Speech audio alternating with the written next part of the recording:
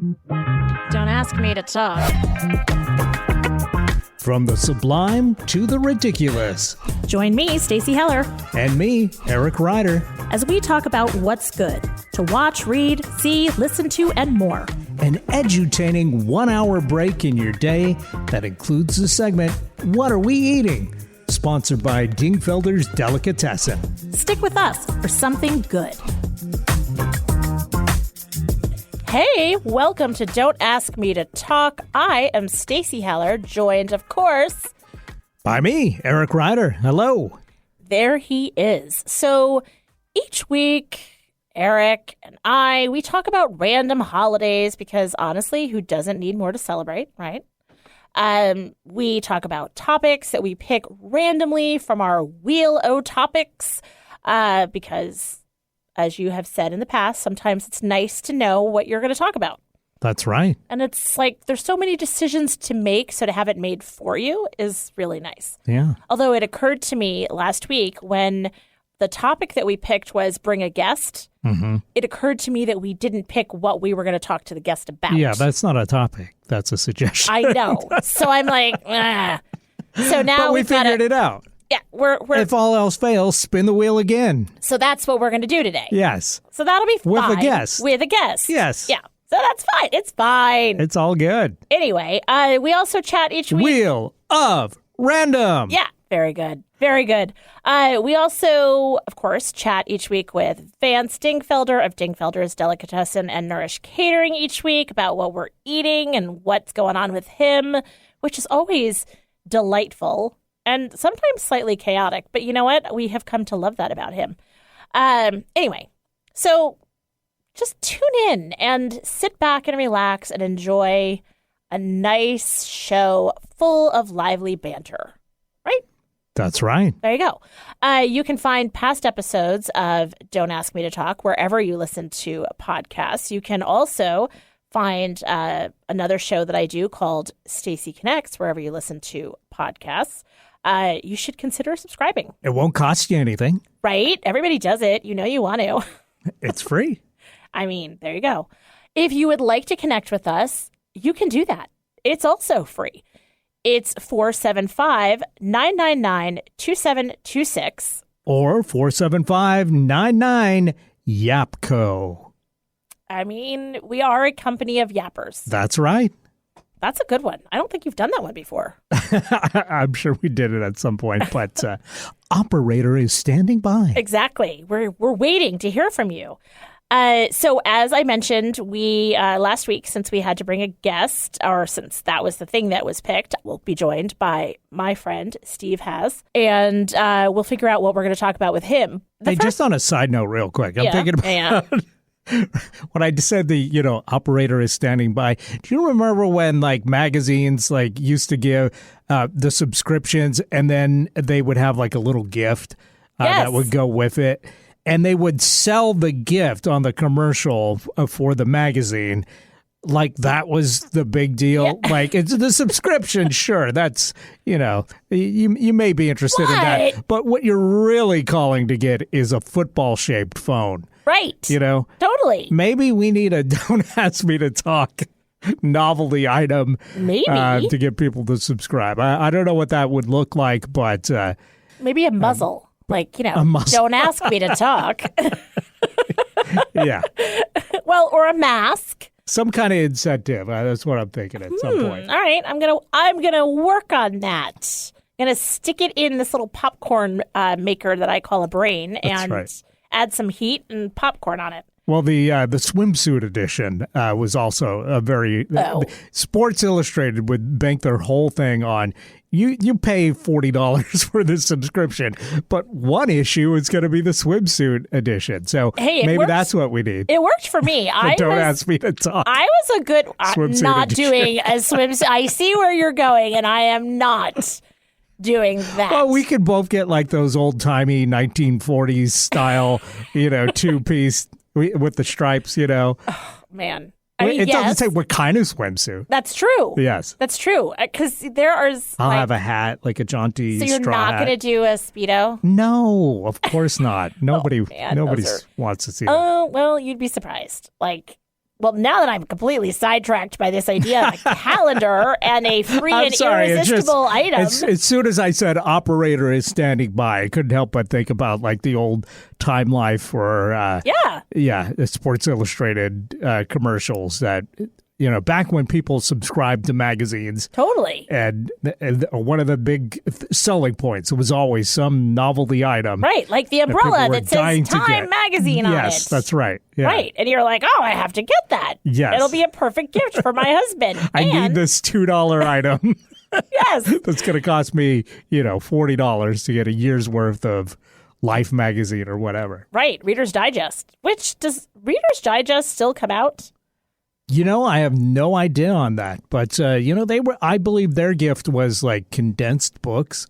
Remember that? Yeah. Yeah, they would take like popular books, chop out a bunch of stuff to make them, slim so you could, enjoy them on the beach, I guess, Crime and Punishment. I was just going to say, Tale of Two Cities. Version. It was the best of times. It was the worst of times. Yes. And then it's like, it was times.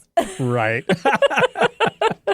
A tale of one city. Exactly. Like, we don't have time for both cities.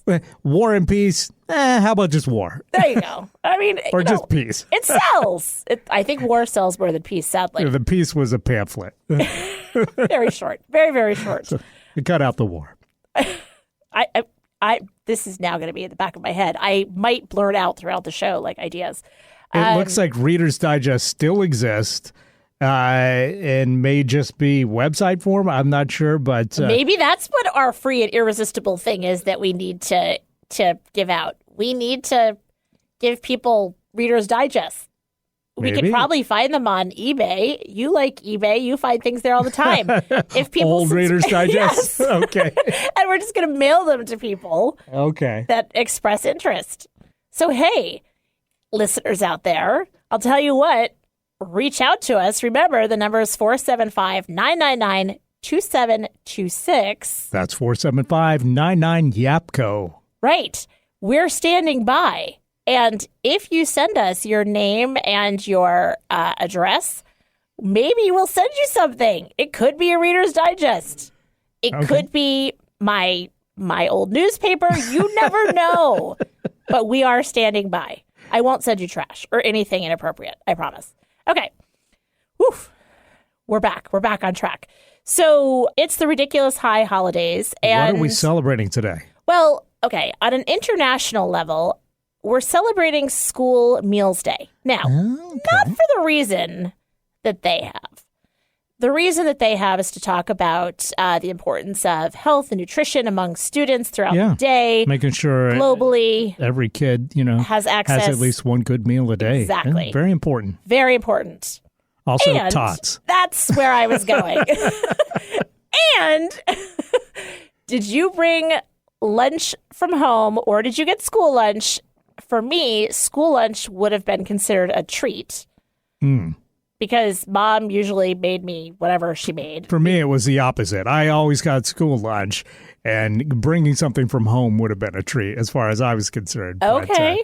But, school lunch, I think it was just because it just seemed like, they never had like really good food. It was all like, it was decent food.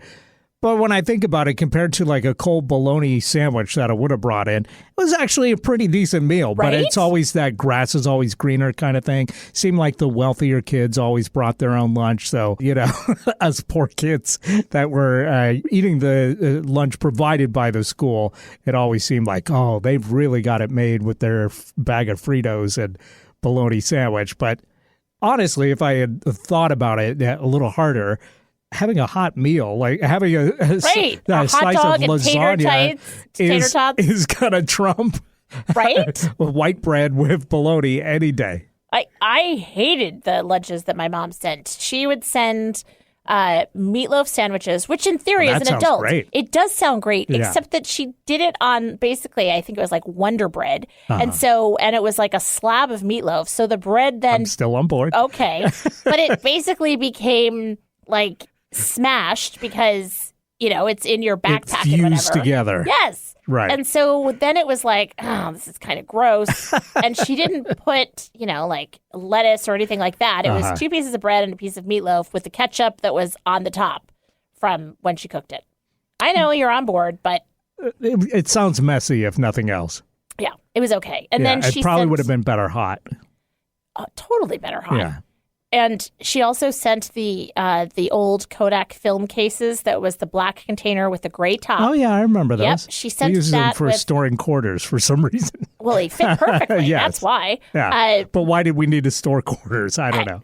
You know. Back in the day, you had to roll quarters into a little roll and take those to the bank, and then they would give you real money. Right. So that was that was the reason why. Well, and my mom used them to put my Nestle Quick in. So she would take a little bit of she would take the dry powder and she would put it in the film container, which I'm sure doesn't have nasty, like, whatever film chemicals on there. Totally, I'm sure it's fine. And she would stick Nestle Quick powder. It does explain a lot. Thank you very much. Sorry.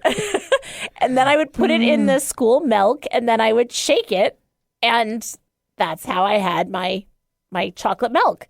She didn't splurge for the chocolate milk, which is ridiculous. What kind did you use for the chocolate milk? I think it was Nestle Quick. Nestle Quick. Okay, we were a Hershey's family. Okay, yeah. I think we were Quick, because Quick's the one with the rabbit, right? Yes. Yeah. Mm-hmm. Yeah. But there was a little boy on the Hershey's container, which my mom said that it was me. It looks like you, or it did. And I took that at face value. She was implying, hey, this kid looks like you, Eric. I took it as they somehow sent over somebody did a sketch of me while I wasn't paying attention and are now using this to market chocolate milk and making millions, whereas I am earning maybe a quarter from the Tooth Fairy yearly. You're like, hello, where's my payday? When are we getting some of that Hershey money, Mom? That's funny. You know, it's like the Coppertone kid, right? Right. Which I think is Jodie Foster. I think that was a rumor. I'm not sure if that's accurate, though. All right. Well, I'm sure that you will look that up. We'll find out. While I discuss what the other, now on a national level, today is Barbie Day. That's right, listeners. In 1959, an 11-inch tall blonde bombshell made her debut at the American International Toy Fair in New York City. And it was 2 years later, in 1961, that she was introduced to her longtime love, Ken, who still has not put a ring on it. That's right. So it's Barbie Day. Barbie and maybe Jodie Foster Day, too, because, she did make her acting debut in a Coppertone commercial in 1965. She was 3 years old. However, she was never a model for the Little Miss Coppertone logo. Okay. In the commercial, did she show off her little tanned bum? I don't know. I don't think that would have been... I don't know. It was a wild time, the 60s. Because that was a cartoon. I know. Yeah, and I don't know if they would have gotten away with actual butt. Like I said, it was a wild, wild time. Look at that. It was only, you said 1965? That she was featured in a commercial, but 1952 was when Little Miss Coppertone was featured on billboards without her dog. Hanging a bathing suit on her clothesline, I guess. And then in 53, things started getting frisky. Wow. Look at that. And then, in 59, Barbie came along. There you go. Yeah. And she's tan all over. No tan lines. Because maybe she uses Coppertone, ? Anyway. Who knows? That was a wild time back then. People were trying to get the sun damage, not trying to protect themselves. Totally. Yeah. I mean, that's when you used baby oil and and it was like Bain de Soleil for that Saint-Tropez tan. Right. Yeah. That's not so great if you are fair, no, it is you not. are and like I am. As a redhead, I can say that I've had severe sunburn as a result of that. Not worth it. Me too. Did you ever get the bubbles? Yes. Oh, that's the worst. Totally. But then it's fun to peel. Bubbles on your shoulder. Then you try to peel off the skin and make a sheet. Yeah. Yeah. We're genetically designed to be in a bog somewhere in Ireland. We're not meant to be out the sun. But it is true. But that's why we're doing this in a radio studio. Oh, yeah. Not outside. We've got skin tone for radio. That's right. So there you go.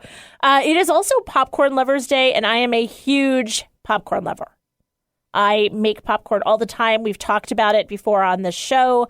I love making truffle popcorn with lots of sea salt. I love going to the movies and having it. I love popcorn. Just saying. Try it with some Thai gin. Really? It's delicious. Okay. I'm going to have to do it. I think we talked about this because I think I mentioned... I've mentioned it before, but I just really like it. So I mention it anytime I can. I'm going to mention it. That's a good idea. Okay.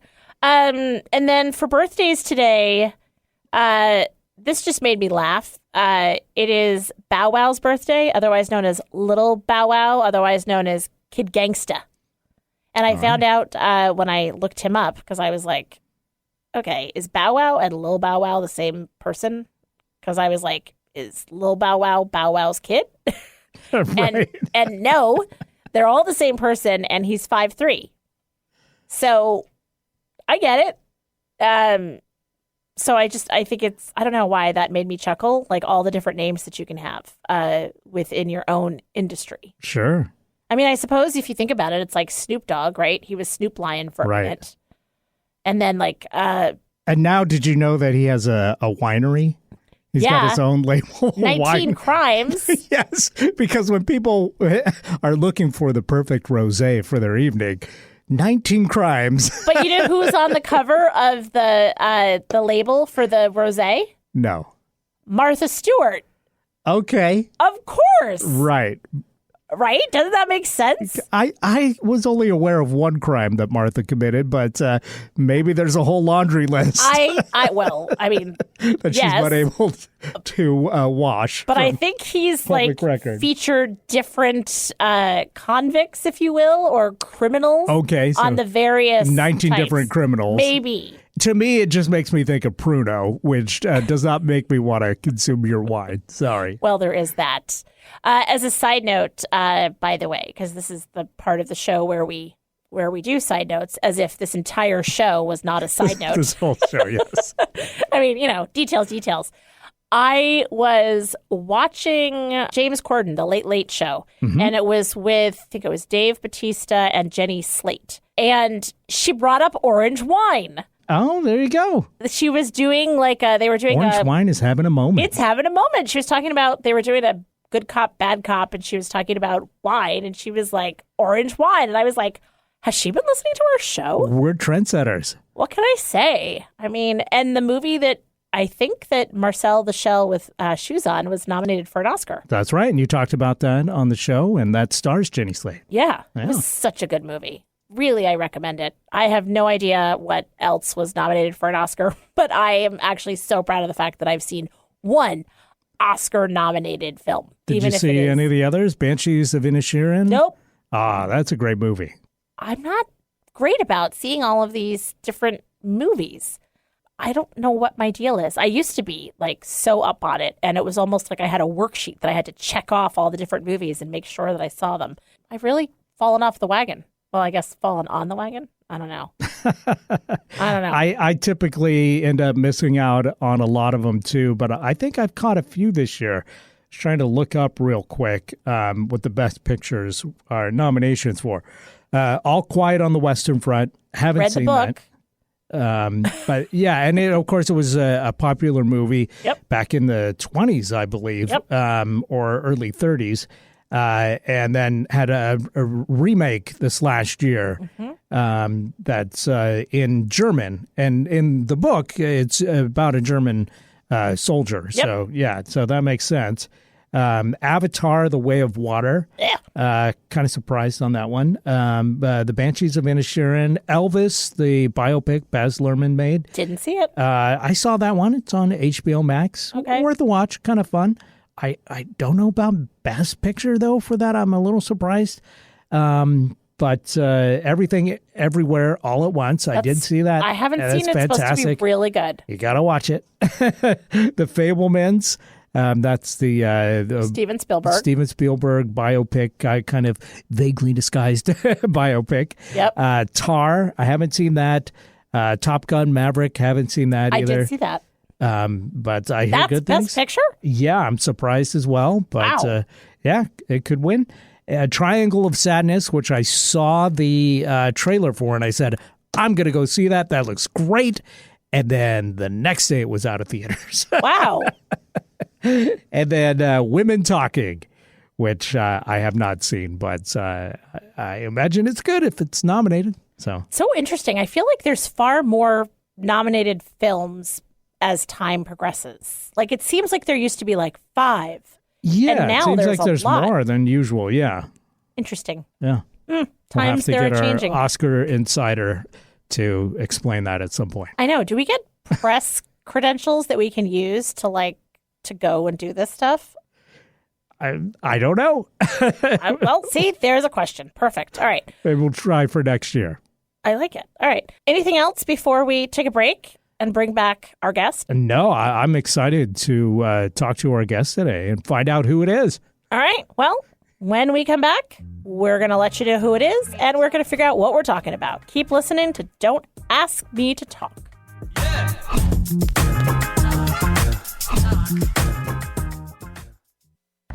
Whether it's fly fishing or French pastry, we all have something that makes our tail wag. Involuntary and instinctive, it's sparked by excitement, inspired by purpose, and it speaks to who we are. I'm Stacey Heller of Stacey Connects. I lead clients to the place that makes their tail wag. As a creative director, I bring ideas to life. As a podcast producer, I give ideas a voice. Stacey Connects. It's my superpower. If you want to connect with me, Stacey Heller, go to staceyconnects.com.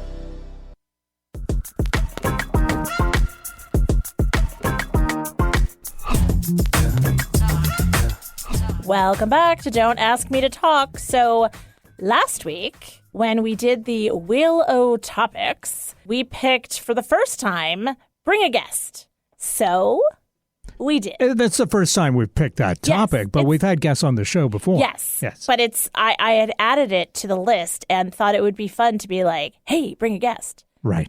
And so we did. And we'll see if it's fun or not. Yeah, it's all going to be up to you, Steve. So the guest that we brought in today is Steve Haas. And Steve is a friend of mine, a friend of the show. We figured he would be a good person to try this out with. Feeling a certain amount of pressure all of a sudden. No! And he was on Tuesday with you on Stacey Connects. So if people want to learn more about him, definitely check out the podcast of Stacey Connects. Check out that episode because Steve and I talk a lot about financial, really illiteracy among really all ages and stages of life and how important it is to get a sense of your money. Get it? See? Get a sense of your money. That's your tagline. You're welcome. Great. Spelled CENTS. Uh-huh. I like it. Totally. Okay, so here we go. The idea here is, so last week when we spun the Wheel O Topics, we landed on Bring a Guest, and so here is Steve. And now Eric is going to spin the wheel again, and we're going to see where it lands. This is happening live. Yes. Like, I Oh, this will be a good one. Okay. All right. First job. Oh, that is a good one. Okay. So we have to lay out the game plan here because one could argue that, having to take the foster kid, I don't mean he was in foster care, I mean his last name is Foster, to school every day and walk him could be considered my first job. So is this first paying or first career job? I think like first job where you maybe had to like apply and like get the job. First time you had to fill out a W-2. Yeah, there you go.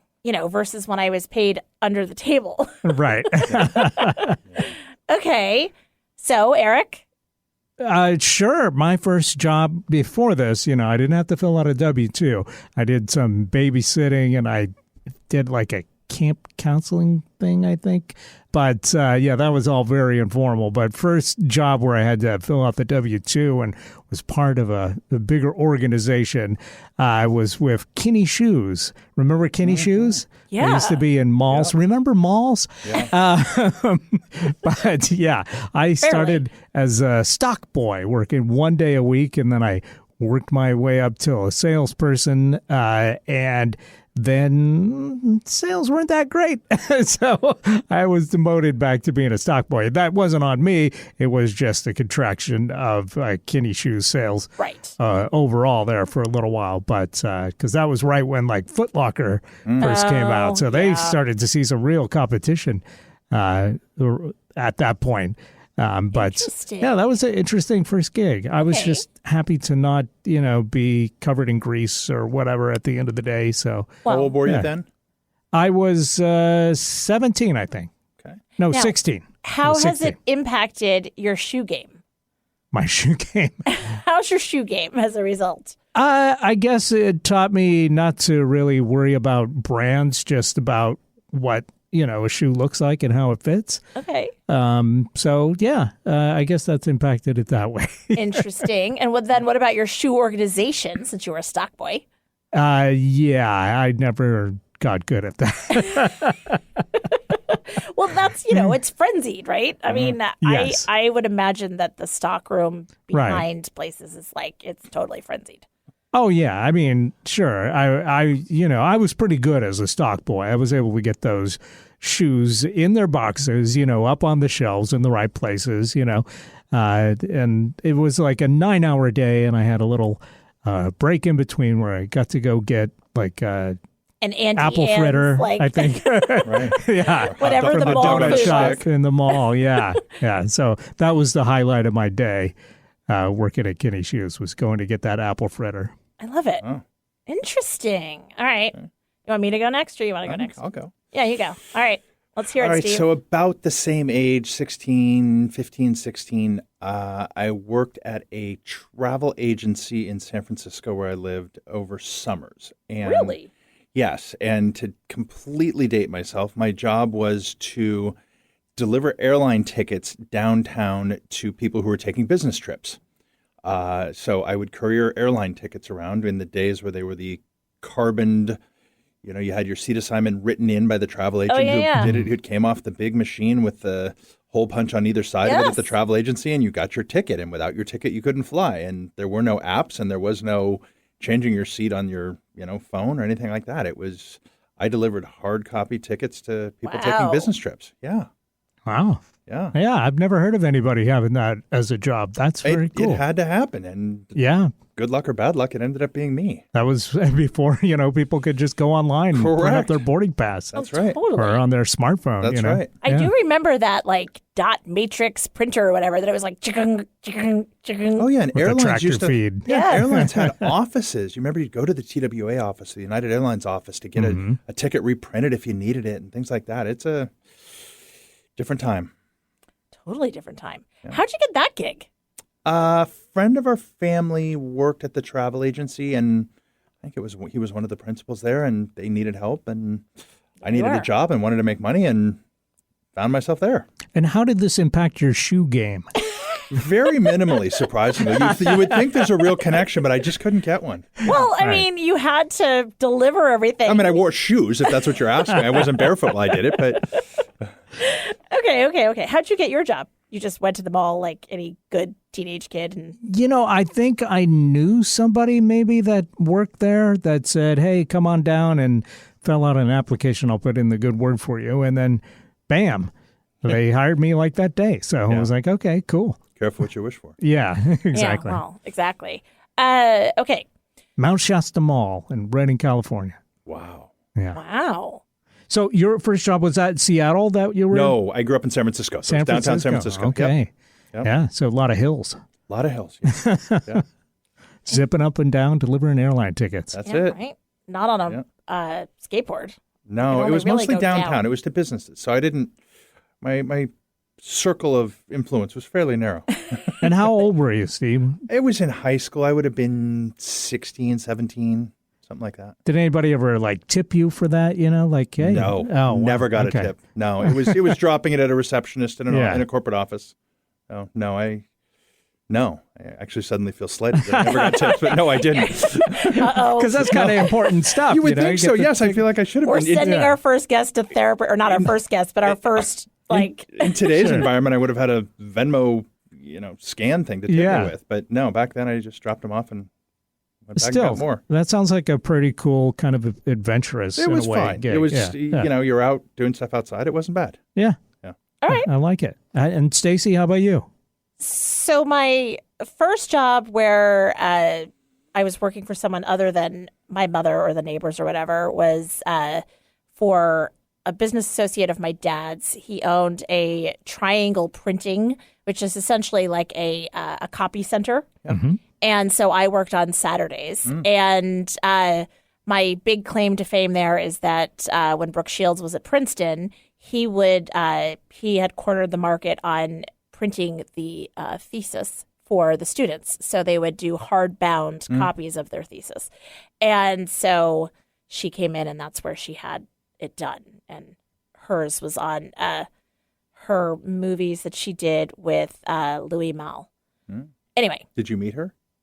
Yes. And I also had lived in the same town with her previously in a weird connection. Okay. She lived 5 houses up the street from me, and my brother, who was a teenager at the time, totally tried to hit on her, and she was like, yeah, no. But that's cute. Anyway, so my first real job, though, was for a country club. I worked as a server and lifeguard. That's right. This athletic specimen.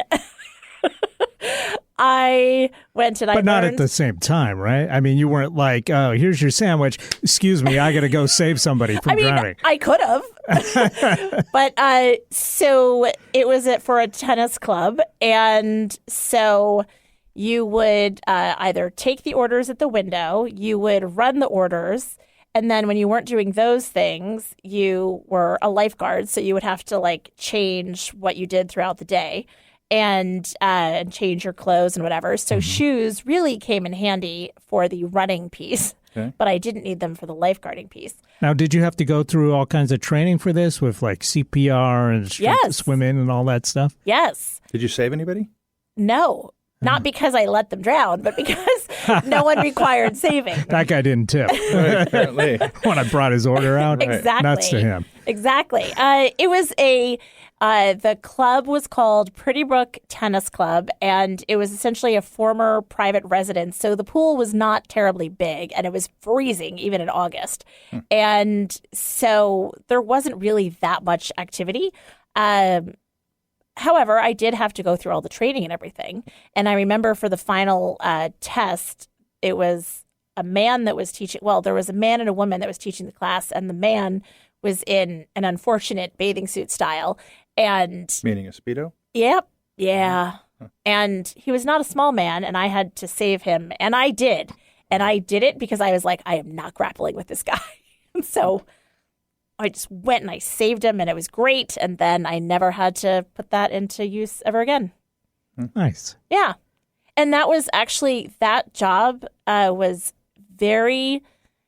probably the job where I got the best compliment that I've ever been given, which I was suggested for the job by the then president of the country club, which sounds like a great thing, except that the manager of the club was like, ugh. And during the interview, he was like, do you know how to vacuum? He assumed that I was like this, young woman that didn't know how to do anything and that I was entitled. And I was like, I'm my mother's cleaning lady. Are you kidding? I totally know how to vacuum. Anyway, after working with him for a few years, he was like, your ability to treat the guy that fixes the pool and the president of this country club with the same amount of respect will serve you well. That is a great compliment. Right? Do you remember anything that you learned that was a pivotal moment from your first job? No, certainly nothing that profound. No. That was a good one. No, that's tough to top. Yeah. No, I don't. What about you, Eric? Yeah, no, I don't. You set the bar really high for the 16-year-old job of learning right there. I had to buy a suit jacket for my first day doing sales, and I thought after that, I like suits. It's not profound any stretch by any means, but after that, I kind of thought, yeah, I could see wearing a suit every day. Now I don't, of course, but at the time, I thought, this isn't so bad. People it's kind of nice. Yeah, like, people just sort of like treat you with a certain amount of respect. They do. Yep. Interesting. All right, and then what was the? I don't know how much time we have here. We got about 4 or 5 minutes. All right. So then let's go around. Steve, what was your next job from there? Oh, so my next job was like a real job, like out of school job that was as an assistant buyer in a department store in downtown LA. Shoes, perchance? It was not shoes, no. I was in the home store. I was actually in cookware. It was my very first real job, like paycheck, suit every day, which I think feels cool for about 10 days. And then, if I never wore a suit again, I'd be just fine. But yeah, that was real. Drive downtown LA from my apartment in Santa Monica and park in the big building and go to my office. And, that was my first like real person job. Wow. Yeah. That's kind of a big deal. It was a very cool job. It led me to a 25 plus year career in retail. So obviously some of it stuck. And I think somebody told me when I started, you'll either get into this and love it forever and, find different ways to stay engaged in retail, or you'll think we're all crazy and be out of it. And the training class I came into was about half and half of which bucket we fell into. And I fell into the half that stayed with it. So well, and I know that you stayed with it because your housewares game is still good because you made homemade pasta. I have developed a passion for cooking. Yes. Yeah. Yes. I don't know if that was the roots of it, but it certainly that many years later is still around. Right. Had to start somewhere. What about you, Eric? What was your second job? I got hired by a pizza restaurant, and I was making pies. And then they were like, hey, we were looking at your address and we've got a location like about half a mile away from where you live. Would you rather work there? And I'm like, hell yeah. Yeah. I can walk to work as opposed to, getting a ride. But they're like, oh, but it's for a dishwasher. So I was like, well, still, I think that outweighs the having to get a ride out to wherever it was, far away from my house. So I took that gig. And so I was the dishwasher at a pizza place, and I was making, for whatever reason, they assigned make fried zucchini and fried mushrooms to the dishwasher. So that was the real cooking part that I did. But it was kind of, I didn't really enjoy being a dishwasher, but I kind of liked that I was able to let my mind drift to other things. During that, I could do the dishes without giving it much thought. So it was easy to, think about other stuff and dream about the future and creative endeavors. So it was kind of cool. I worked in the food service industry back in the day, and I will say that the dishwasher is like the backbone because when you don't have the dishes that you need to make the stuff, it's a problem. So unsung hero you were. Definitely unsung. So what about you? What was your second job? I fell into the Gap. I went in after I left college. I went looking for a job because I was like, retail, of course. And they said, awesome, we're looking for an assistant manager. And I was like, oh, I just got promoted. Look at that, before I even started. And so I became an assistant manager at the Gap at the Quaker Bridge Mall. Wow. Yep. And I can still do the Gap fold. So there you go. I learned something from my first job and my second job. And did you save anybody's life there? No. Anybody come in a Speedo? No. Okay. Thankfully, so quite different. Quite different. Than the first no Speedos, yes. Quite different. Thank God. Yes. Anyway, interesting.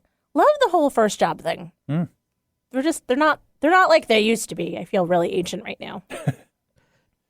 Well, I mean, people still have to start someplace and retail and food and maybe not delivering airline tickets anymore. No, I don't think that's around, but new jobs for new kids. I'm sure there's a variation on that, no doubt, delivery of all kinds of stuff. Yeah.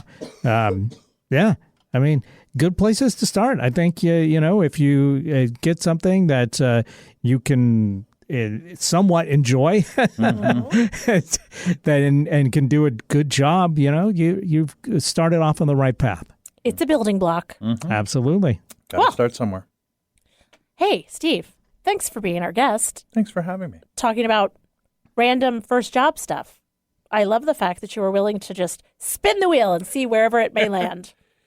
All right. Well, you know what that means, Eric. We're going to have to find out what Vance Dingfelder of Dingfelder's Deli was first job was. I think he probably has actually talked about it on the show, but we'll just confirm. I do know he was a taxi driver also in a past life. Oh, okay. Well, that's a whole new shade on things. Plus, we'll find out what he's doing now, which is, of course, making great food at Dingfelder's Deli. So there you go. Everybody stay tuned for more.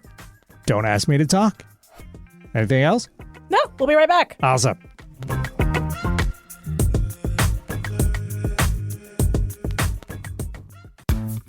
Stacy Connects. It's not just my business, it's my superpower. Whether you need the right tone and messaging for a new venture, or you've plateaued with your current one, I can help. I connect clients with themselves and their potential.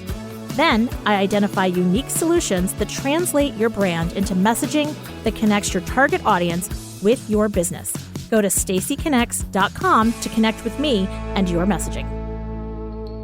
Interested in learning something new? Meeting someone new? Find out things that we have in common? Well, of course you are. You're a human being. So let's get intentional about it. Join me, JDK Winnikin, every week and get all of that in less than an hour. I'm a writer, a historian, a social commentator, and my show is all about you. Really, that's what it's called. This show is all about you. Get my perspectives on the week's news and hear fascinating guests whose stories will inspire and move you. My show is all about giving you something that connects us. Join me Mondays on Kixie 880 at 3 p.m. or download it as a podcast. Can't get enough of Stacy and Eric? Then be sure and check out Stacy Connects with Stacy Heller wherever you find podcasts. Stacy chats with guests about a variety of topics, hoping to make a connection through conversation. Don't ask me to talk. Hey, everybody. Welcome back to Don't Ask Me to Talk. That's right, and you know what time it is. It's time to talk to the Lord of the Sandwich, the Duke of the Deli, the King of the Knish, the Baron of Breakfast. That's right. It is Mr. Vance Dingfelder from Dingfelder's Delicatessen. Sir, how are ya? How are you? Okay. I am super. Did you have a good Purim? Oh, Purim was so, I got my grogger. I was grogging Haman all day long. We had kids we had Esther's and Haman and Hashavaweretz and Mordechai. It was a day to behold, let me tell you. But, the funny thing is, every year you go into a holiday, you're kind of like, I don't know if we're going to do better than last year. Mm-hmm. We broke a record. I'm just going to say, we sold more Hamantaschen than pastrami. Wow. That's all I'm going to say. That's all I'm going to say. Right? Hey, amazing. And that's pretty crazy. Okay, that's all I'm going to say. Because normally the pastrami is the best seller, right? Pastrami's number one. Yeah. 90% of the time. I can see why. Top 10 of the top 10. But to beat out pastrami, and we're talking, a $3 item. Right. That's a lot of Hamantash. That's a lot of Hamantash. A hamana. To be exact about a hamana. Okay, to be exact, over the 4 days, okay? Yeah? So Friday, Saturday, Sunday, Monday. We sold a few on Thursday, but just a couple dozen. You ready? Yeah, we're waiting. 1,800 Hamantaschen. Wow. And and I felt so bad because we ran out last night at 6:30, and there were still people coming in. And then we turned it off online, and people were still ordering it. Wow. Online. Yeah. So, next year we'll make more, I hope. Now you know. Now we got Passover. Passover's coming. All right. So that's Matzaroka. Oh. Why don't you do a live show from the deli? Oh, maybe. Might have to do that. April 4th. Yeah, the Mazzaroka. That's really good. Sounds like a good time. I can give you a few pounds of Mazzaroka. I mean, I will work for Mazzaroka. I'm just saying. You did the last time. Yeah, that's true. That is true. No, I think I paid for it because I was so Chloe respectful. Well, you know what? People put in the work. She did that. Yeah. You did. You really enjoyed the fact that she wouldn't, she didn't go, oh, just take it. It's on the house. No. People work hard. So, Vance, before we go too far astray, as we occasionally do, before the break, I teased that we'd find out what your first job was. And I'm guessing it had something to do with food, but, it could have been anything. Can you enlighten us on your first job? The first real job. Yeah. I was working. I have pictures of me working in my father's restaurant. I was about 7 years old, and I legitimately was working. I mean, I would, make hamburgers. Mm-hmm. I rolled the hamburgers. Take 10 pounds of ground beef and make, 34 hamburgers out of it, and mix egg salad, make tuna fish. Yep. So I don't know if that's considered to be a job, because I'd say that's a job. $2 but so not working in my father's restaurant, I went to work at this place called Charlie's Place.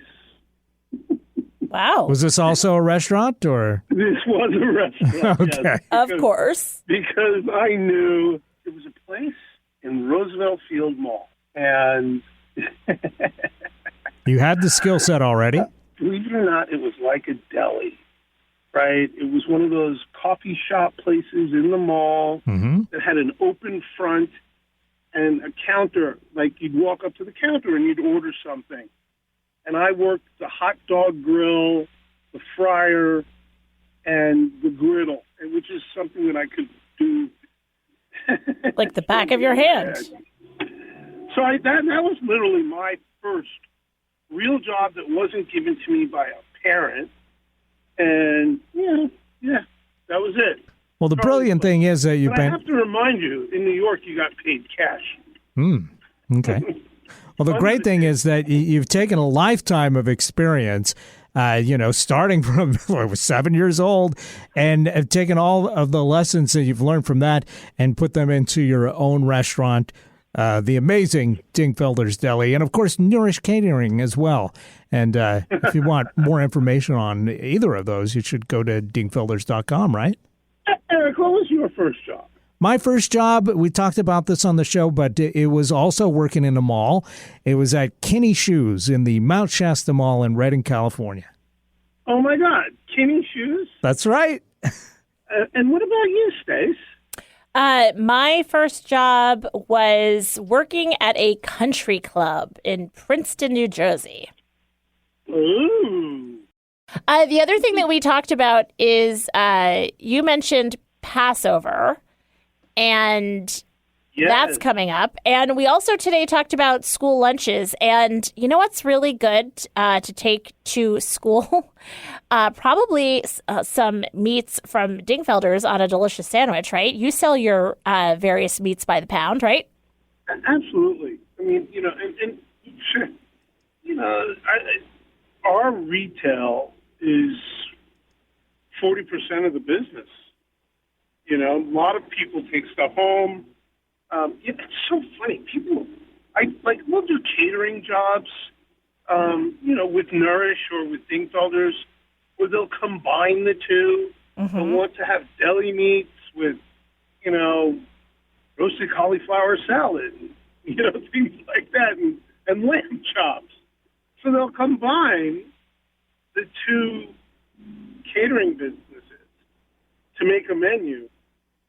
We did a birthday party this past weekend, and the person sent me the picture of the leftover sandwich that they were taking to work today. I love which it. I think is hysterical, okay? But it was a gorgeous sandwich. Of course it was. Of course it was. And Eric and I were talking about like the, he's like back in the day, he had the hot lunch. I had to bring lunch from home. He's like, in hindsight, a warm lunch or a really good lunch was kind of cool. It was that grass is always greener kind of thing, where she thought she was getting short-sighted, and I thought I was getting short shift. Exactly. I loved hot lunch. Yeah. I really did. My favorite hot lunch was spaghetti, okay? And I used to make a spaghetti sandwich with the Italian bread and the butter that they gave me. Oh. And I thought it was the best. My mother, who had me on a diet from the time I was 3, always sent me to school with, like, a turkey sandwich or a... Yeah. And I'd be like, who wants to trade for peanut butter and jelly? Right. Yeah. Well, Pete's mom, my husband's mom, sent him to work with bologna on Hollywood Diet bread. Oh, my God. Okay. You remember? Oh, my God, the Hollywood Diet bread. Yep. That's the I whole love thing. bologna sandwich. Boar's Head bologna was the best bologna ever. Yeah. Well, I'm not a fan of bologna myself. I do, however, but I... You like olive loaf? No. No. And I... What about head cheese? Oh, my gosh. Guys. Head cheese. All I right. love head cheese, man. When I was young, I would look at head cheese and go, ew. Yeah, well... I think pretty much everybody says that. Not everybody.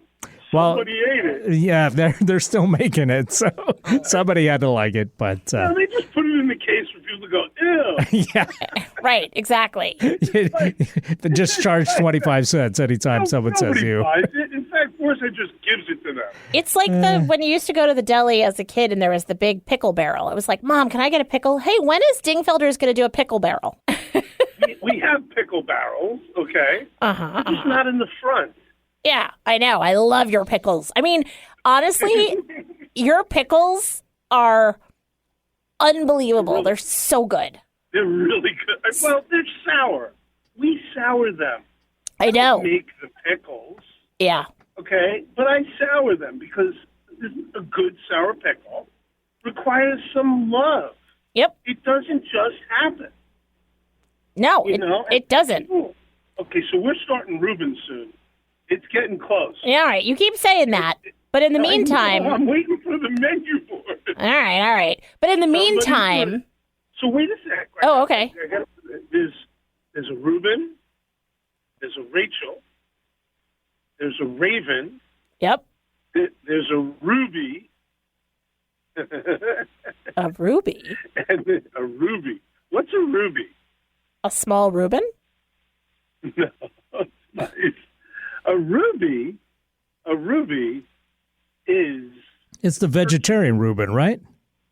No. That's the Raven. No, Oh, that's the Raven. Okay, yeah. I wait a minute. Oh, wait, no, the Raven is with I turkey. changed it. Well, that's the Ruby, is the turkey. Oh, And we were thinking... we're trying to figure out a name. But the vegetarian one, right, Yeah.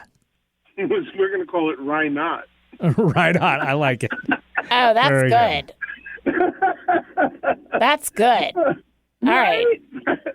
I Yes. didn't think of it. Well, I think But you I have to liked call it.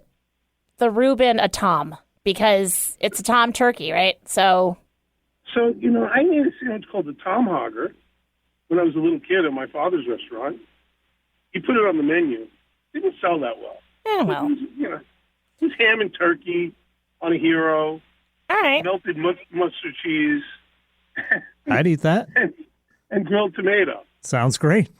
I know. I'm like, with like mayonnaise and mustard on it. It was a pretty good sandwich. Sign me up. He's doing it again. We have to hang up with you because you're making us hungry You're again. making us too hungry, Yeah. Dad. Sorry. So if you want to experience this for yourself, go to Dingfelder's Delicatessen or go to the website dingfelders.com or go to nourishcatering.com and whatever lunch you decide to get, whether you get a Ruby or a Raven or a Tom or whatever, just get a pickle. Or Reuben or the pastrami. Oh, so many great options.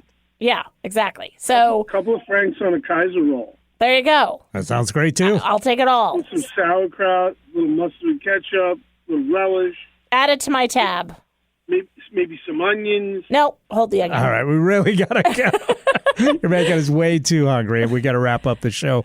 Vance, always a pleasure to talk to you, sir. Eric, Stacy, I love you guys. Have a beautiful evening. Thank you. Oh, man, those pickles that he has, like, they are good with any sandwich. Love a classic pickle. Well, you know what time it is now. It's time to figure out what the heck are we talking about next week from the Wheel of Random. Woohoo! There we go. So next week, we're talking about what we've recently watched. Oh, all right. Cool. Yeah. We've done that before, but it's been a while. Luckily, I've been doing my homework on this for months, and I've been watching a ton of stuff. So awesome. Yeah, this is going to be perfect. And it's going to, coincide with Oscars. So, we can even talk about our Oscar thoughts, maybe. There you go. I love it. All right. So next week. Hey, until then, have a great week, everybody. Thanks for listening.